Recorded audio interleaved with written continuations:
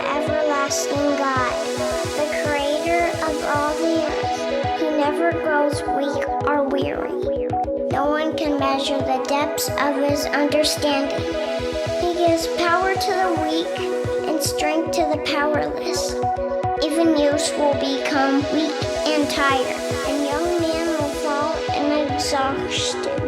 But those who trust in the Lord will find new strength. They'll soar high on wings like eagles. They'll run and not grow weary. They'll walk and not faint.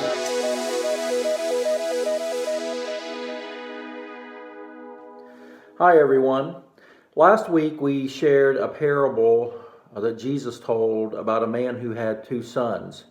And we talked about the younger son last week. And if you remember in the story, the younger son went to his father and said, "Give me my share of the family property." And although it made his father very sad, he gave the younger son his share of the property. And the son went to a faraway country and he lived it up until the money ran out. And then he had to take a job feeding pigs. And things became so desperate for this young man, and he became so hungry that he wanted to actually eat the food that he was feeding to the pigs. And then the young man came to his senses, and he thought, my dad's servants live better than this. I'm going to go home and I'm going to ask my dad if he would be willing to take me back as a servant. And even though the younger son had wasted all of this money, and even though he had acted very foolishly, his father welcomed him back home and forgave him, and through a huge celebration, and welcomed him home not as a servant, but welcomed him back as his son. Now that seemed like the perfect ending to a happy story, but Jesus wasn't done telling the story just yet, because as you remember, there was an older brother. Now the father's oldest son was out working in the fields where he heard the sound of a party coming from the house, and he was confused and he was thinking, why would they be having a party? And he called for one of the servants to see what was going on. And the servant said, "Your brother has come home. Your father has killed the fatted calf. He has done this because your brother is back safe and sound." His lost brother had finally come home. But the older brother didn't really see this as a reason to celebrate. How could my father do this to me, he thought. There is no way that I'm going to go in there to that party. Well, the father noticed that the older son hadn't come in, so he went out and he begged him to come in and join the party. But the older son refused, and he said to his father, "All these years, I have always obeyed your orders.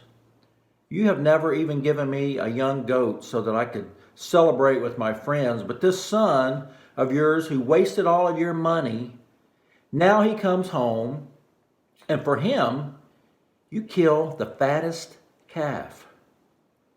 And the father explained it, and it wasn't that he didn't love the older son. He was just so happy that the younger son had come home. And he said to the older son, he said, "My son, everything that I have is yours. But we had to celebrate and be glad because this brother of yours was as good as dead, but now he is alive again. He was lost, but now he is found." And that's where Jesus ended the story. Now, he didn't say if the older son listened to the father. And I have to wonder, did the older son join the celebration with his family and friends? Did he give up the jealousy and the hurt that he felt? Did he choose to forgive his brother? Or did he stay outside? Did he stay angry because he didn't think that his father was being fair? Did he stay mad at his brother because he didn't think that his brother deserved to have a party? The problem with choosing not to forgive is that we miss out on the good things that God is doing in our lives and in the lives of the people around us. And it reminds us of an important truth. When you don't forgive, you miss out.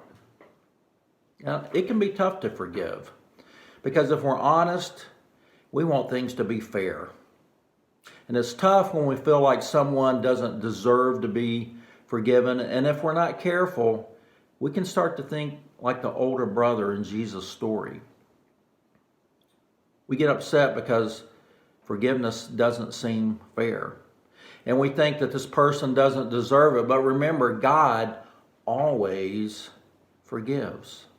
He always welcomes us home. And we have to remember that His love is for everyone. And if we don't join the party, we miss out. Hey, as a reminder, be sure to check us out on Facebook. You can find us at Faith Outfitters, and we will have something each day posted that you can do with your kids to help reinforce this idea of forgiveness. Have a blessed day.